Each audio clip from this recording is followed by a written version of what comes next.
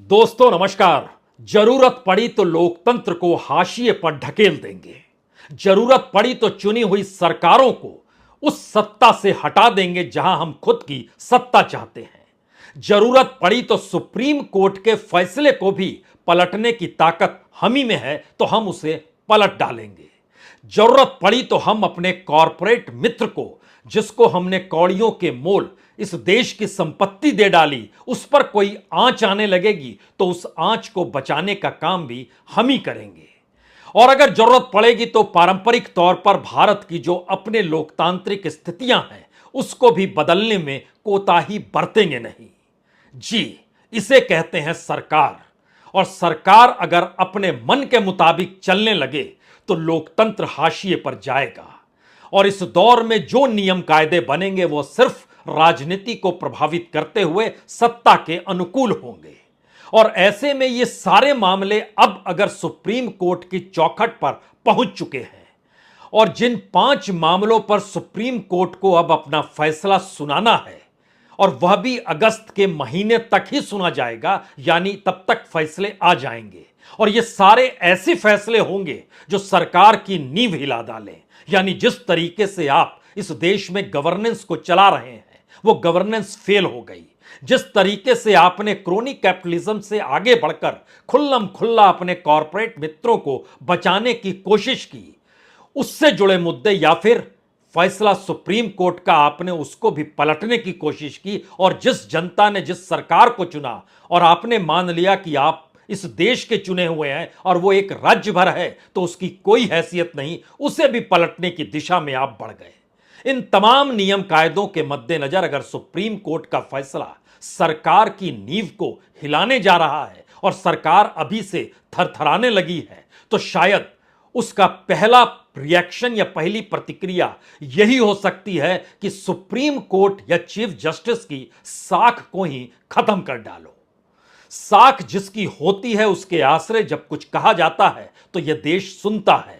और भारत के भीतर में सुप्रीम कोर्ट को लेकर कभी किसी ने कोई सवालिया निशान खड़ा नहीं किया। यहां तक कि चीफ जस्टिस को लेकर कभी किसी दौर में आपने सुना नहीं होगा कि कोई आवाज सुनाई दी हो। रंजन गोगोई भी जब चीफ जस्टिस थे उस वक्त भी कोई उनके खिलाफ बोला नहीं। लेकिन मौजूदा वक्त की हकीकत कुछ और है। रंजन गोगोई पर आवाज तब उठी जब वो राज्यसभा में उसी सरकार द्वारा मनोनीत कर दिए गए जिस सरकार के फैसलों को लेकर कई सवाल बार बार उठ रहे थे और जो बड़े राजनीतिक तौर पर महत्वपूर्ण थे। तो यह सब कुछ पहली बार क्यों हो रहा है, वो 5 फैसले कौन हैं और सरकार के जरिए या फिर सरकार के साथ खड़े या इस देश में सरकार को सब कुछ मानने वाले एक झटके में चीफ जस्टिस को क्या कह कहकर निशाने पर ले रहे हैं। और अगर सुप्रीम कोर्ट के ये तमाम फैसले सरकार के खिलाफ जाते हैं तो सरकार की चूलें हिलने लगेंगी। तो आइए जरा एक एक परिस्थिति को आज समझने की कोशिश कीजिए।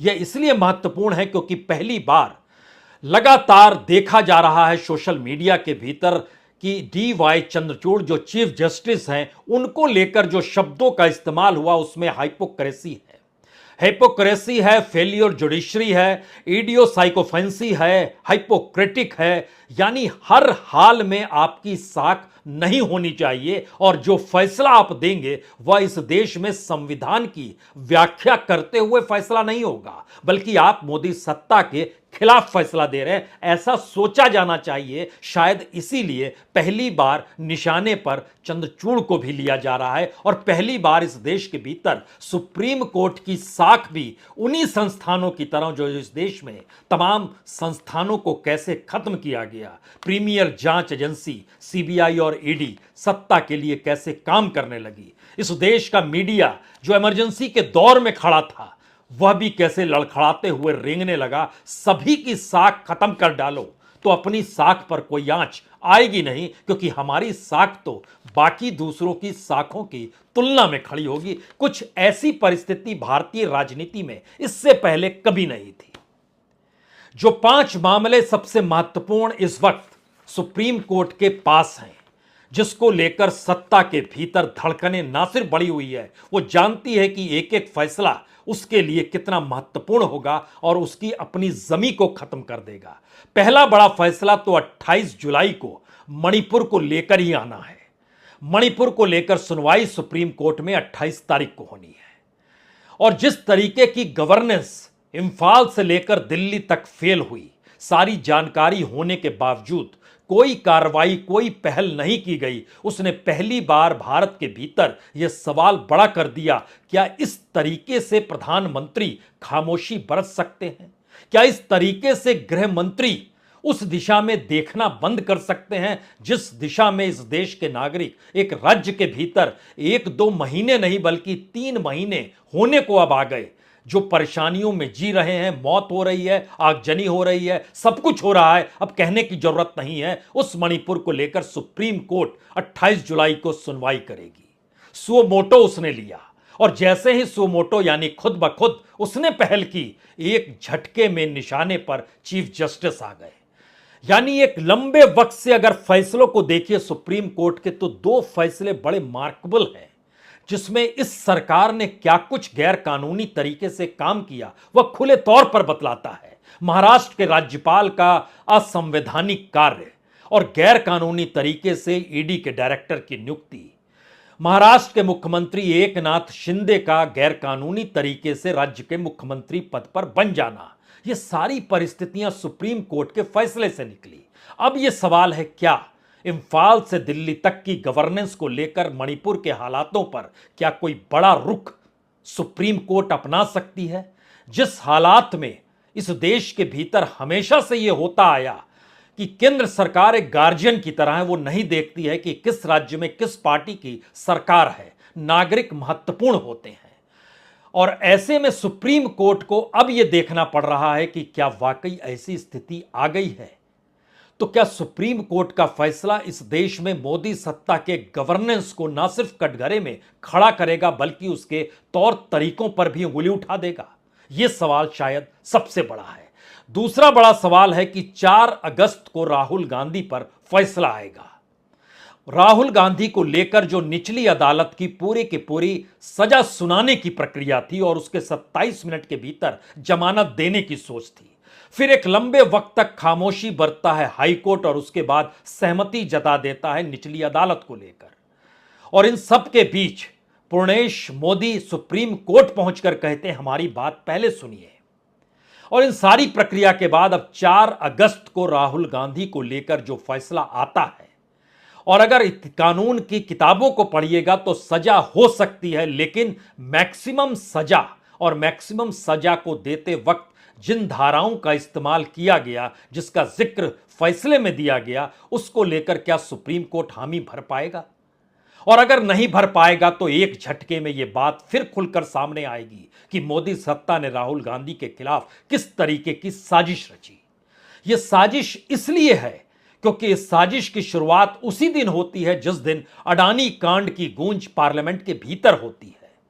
वही अडानी कांड जिसको लेकर दुनिया के 7 विकसित देशों के बैंक अडानीज को कहीं ना कहीं अपनी ब्लैकलिस्ट में डालते हैं और ये कहते हुए कि अभी हम आप में इन्वेस्ट नहीं करेंगे। इन्वेस्टमेंट ना देना भी एक लिहाज से ब्लैकलिस्टेड माना जाता है, क्योंकि उसके बाद बड़ा प्रयास अडानीज की तरफ से भी हुआ, दुनिया भर में घूम घूम कर हुआ।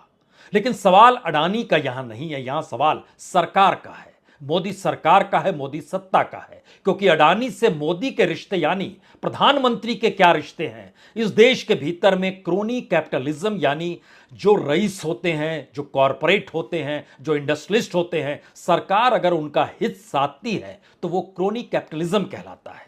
और इसके दायरे में कई बार कई सरकारें आई हैं, सरकार नकारती भी रही है। आरोप तो क्रोनी कैपिटलिज्म का आरोप तो मनमोहन सिंह पर भी लगा, लेकिन ऐसी परिस्थिति कभी नहीं आई कि सरकार खुल्लम खुल्ला अपने मित्र कॉरपोरेट को बचाने में लग जाए, चुप्पी साध ले। लेकिन अब उसकी तारीख भी सुप्रीम कोर्ट के दरवाजे पर आ गई है। 14 अगस्त को सेबी को अपनी फाइनल रिपोर्ट देनी है और सेबी की रिपोर्ट और सेबी की अपनी कार्यप्रणाली को लेकर इस दौर में सुप्रीम कोर्ट के भीतर 2 बार ऐसे मौके आए जब यह कहा गया कि किस तरीके से जांच किसी कानून को दरकिनार करके नहीं हो रहा है और सेबी ने किसी भी नियम कायदे को दरकिनार नहीं किया गया, तो ऐसे में कुछ पुराने नियम कायदों को ही इस दौर में सेबी ने बदल दिया। यानी ऐसी स्थिति भी हो सकती है, इसकी गूंज सुप्रीम कोर्ट के भीतर हुई, तब सुप्रीम कोर्ट को कहना पड़ा पूरी रिपोर्ट आने दीजिए, हम 14 अगस्त का इंतजार कर रहे हैं। 15 अगस्त तो आजादी का दिन है, वह दिन तो प्रधानमंत्री मोदी का भी दिन है जब वो लाल किले के प्राचीर से भाषण देंगे। और जाहिर है इस भाषण में और इससे पहले के जो फैसले होंगे उसका कितना असर होगा यह देखने की बात होगी। तो क्या एक तरफ क्रोनी कैपिटलिज्म से आगे खुल्लम खुल्ला कॉरपोरेट के साथ खड़ा होना, राहुल गांधी यानी विपक्ष के नेता के तौर पर कोई सामने खड़ा ना हो जाए और फिर उसके ऊपर आरोप प्रत्यारोप के सिलसिले में उसको कहीं उस कानूनी दायरे में लाकर खड़ा कर दिया जाए, उस पर भी फैसला, मणिपुर पर भी फैसला। चौथा फैसला इसलिए बड़ा महत्वपूर्ण है क्योंकि यह दिल्ली ऑर्डिनेंस से जुड़ा हुआ है। दिल्ली ऑर्डिनेंस उस दौर में आया जब सुप्रीम कोर्ट ने फैसला दे दिया था, और भारत की सुप्रीम कोर्ट इतनी ताकतवर होती है, वो चाहे तो किसी ऑर्डिनेंस को सुप्रीम कोर्ट के दायरे में लाकर खत्म भी कर सकती है। और इसीलिए सुप्रीम कोर्ट के 3 जजों ने, जिसमें चीफ जस्टिस खुद शामिल थे चंद्रचूड़, जस्टिस पीएस नरसिम्हा और जस्टिस मनोज मिश्रा, तीनों ने अपर बेंच को दे दिया। यानी एक कॉन्स्टिट्यूशनल बेंच बन गया जहां 5 जज रहेंगे जो इस ऑर्डिनेंस को परखेंगे। तारीख अभी तय हुई नहीं है क्योंकि उससे पहले पार्लियामेंट के भीतर इस ऑर्डिनेंस को लाने की जद्दोजहद सरकार कर रही है। विपक्ष एकजुट है, लेकिन इन सब के भीतर 2 राज्यों के मुख्यमंत्रियों पर बहुत कुछ टिका होगा। उसमें एक नवीन पटनायक होंगे, उसमें एक जगन रेड्डी होंगे, जिनके 9 राज्यसभा सदस्य हैं। लेकिन बावजूद इसके तौर तरीके अगर इस रूप में है कि हम जैसे चाहे वैसे करेंगे, और सुप्रीम कोर्ट ने अगर एक चुनी हुई सत्ता जो दिल्ली की केजरीवाल सरकार है उसके हाथों में दी, तो वह बर्दाश्त केंद्र सरकार नहीं कर पाई और एक झटके में सारे अधिकार उसने ऑर्डिनेंस के जरिए एलजी के हाथ में थमा दिए कि आप ही तय कीजिए किसकी ट्रांसफर, किसकी पोस्टिंग, किस अधिकारी को कहां नियुक्ति। और इस प्रक्रिया में एलजीए ने लगभग 100 कुछ लोग जो कि एक लिहाज से काम कर रहे थे, 437 लोग थे जो कि दिल्ली गवर्नमेंट के पावर के साथ एज ए प्रोफेशनल कहें या एज ए कंसल्टेंट कहें या फिर अगर एलजी की तरफ से कहें तो, या बीजेपी की तरफ से कहें तो, वो पार्टी मेंबर थे जिनकी नियुक्ति थी। सवाल है कि इस दौर में राजनीति भारत के भीतर इतनी हावी हो चली है कि किसी भी सरकार के जो लोग करीब होते हैं वो उस सरकार के करीबी पदों पर बैठाए जाते हैं।